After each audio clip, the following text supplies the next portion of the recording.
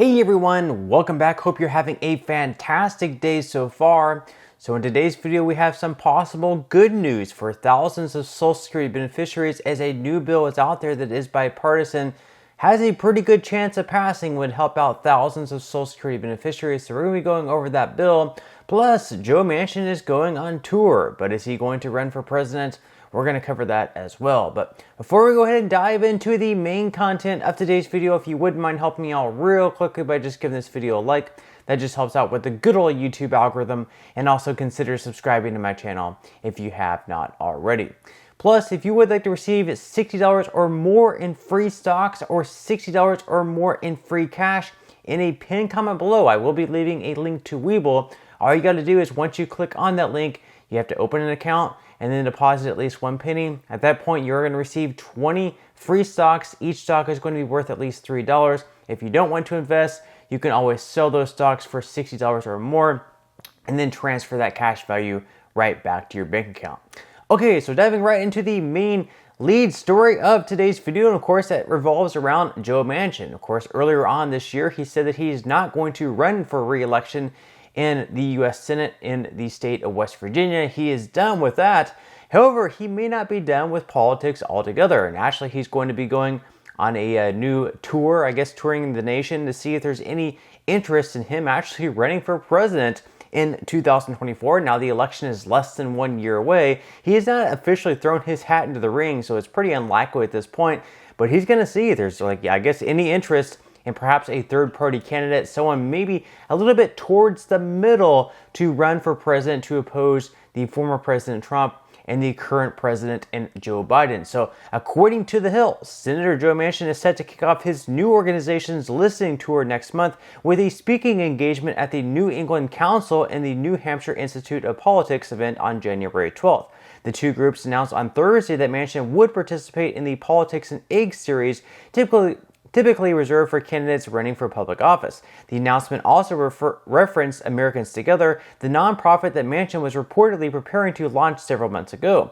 The group, according to the announcement, will launch its listening tour in New Hampshire in January. Now, Manchin earlier this month said that he planned on launching a 2-month winter tour to determine whether there is a national movement for a third-party ticket. Manchin announced last month he would not seek re-election for his U.S. Senate seat in West Virginia. He has not ruled out a third-party presidential bid, but he has said that he would not run if he would be a spoiler. He said he was focused on the national tour and declined to speculate on his future. He said, quote, "And the reason I won't make a prediction, what I can tell you is there might be a movement, there might not. That depends. I really don't know." Manchin said earlier this month that I would not be a spoiler. I've never been a spoiler in anything. I get into something, I get in to win. So basically, Manchin is saying that, there's a decent shot that I might run for president, but I'm not going to run for president to steal votes from Trump or from Biden. If I run, it's because I think I have a pretty good chance of winning. Now, let's be real here. He doesn't really have a chance to get more votes than Biden or Trump in the election, and if he did run, then he would absolutely probably steal votes from Biden just because Manchin happens to be a Democrat, so we're more than likely to get those moderate, Democrats to vote for Manchin instead of Biden to hope for change, and therefore, with Manchin running, that would absolutely help Trump in those key swing states where, maybe in a state where Trump might lose by, let's say, 5,000 votes, something very close, those 5,000 votes might actually end up voting for Manchin instead of Biden, and therefore allowing Trump to win. Now, I know a lot of people on this channel are not big fans of Joe Manchin, and you certainly can think what you want, but what he's done is actually, pretty impressive. Winning a state like West Virginia here. Just look at the image up on the screen here. We can see back in the 2018 election in West Virginia, we can see that Joe Manchin won 49.6% of the vote, and he won right around 18,000 votes over the Republican counterpart in Patrick Morrisey. Now we can see the same state in West Virginia back in 2020 in the election. Donald Trump won 68.6% of the vote. He won that state by well over 250,000 votes. So Manchin was able to win a state that Trump absolutely, slaughtered Joe Biden in. So again, whether you like Manchin or not, for a Democrat to be able to go in and win a state like West Virginia, that's incredibly impressive. That would be extremely difficult for any Democrat to do because, once again, Trump won the state by 68% of the vote, but yet we have Joe Manchin beating a Republican by right around 20,000 votes. That's very, very impressive. That would be like a Republican going in and winning California or New York.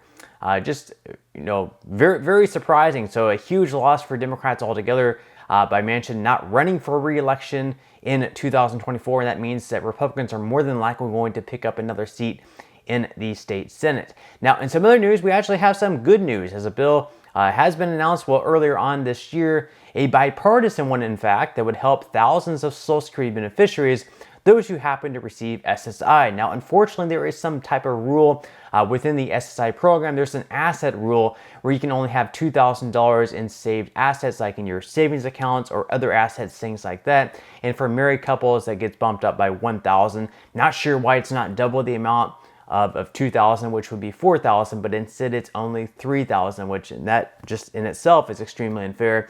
But they want to update this rule because it has not been changed since the 1980s, even though the price of goods and services, inflation has increased just a ton since the 1980s. For whatever reason, those asset limits have not increased. Just absolutely crazy to me, but they have introduced a bill, a bipartisan one, in fact, like I just mentioned, in both the House and the Senate, and it would increase these asset limits and also attach them to inflation for years moving forward. So we can see here that today, U.S. Senators Sherrod Brown and Bill Cassidy announced the first bipartisan bicameral push in decades to reform the Supplemental Security Income Program, which has not been updated in nearly 40 years and currently punishes older and disabled Americans for saving for emergencies and their futures. The Senators' bipartisan SSI Savings Penalty Elimination Act would update SSI's asset limits for the first time since the 1980s to ensure disabled and elderly Americans are able to prepare themselves for a financial emergency without putting the benefits they rely on to live at risk.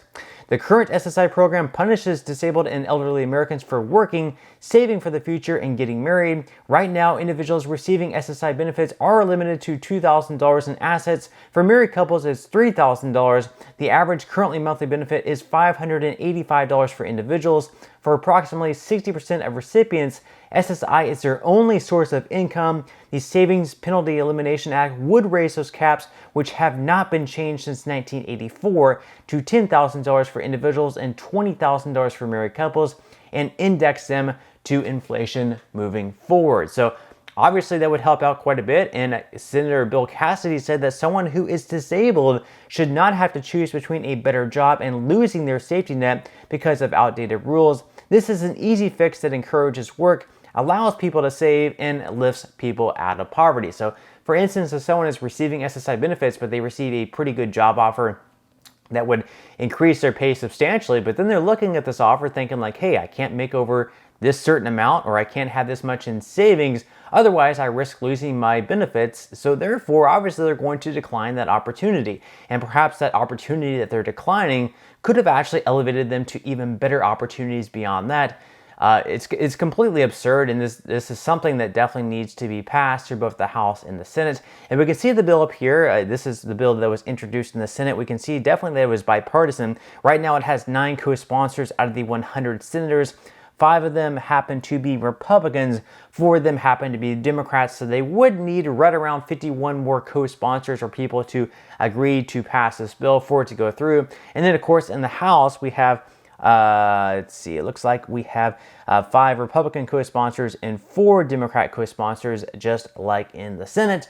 And obviously, they would need a lot more votes, but the fact that it is bipartisan is definitely promising. It means that if this bill were to be put on the floor for a vote, it looks like we'd have both Republicans and Democrats in large part voting for this bill. I'm not sure why it's not on the floor already for a vote. It just completely makes sense for asset limits not to be updated since 1984. That was 40 years ago, believe it or not, and the prices have changed over time. So in today's date, $2,000 and $3,000 is practically nothing. But let me know what your thoughts and comments are below on all this. But that's all we have for today's video. Certainly hope that you enjoyed and found value out of it. If you did, again, I would greatly appreciate if you could give this video a like.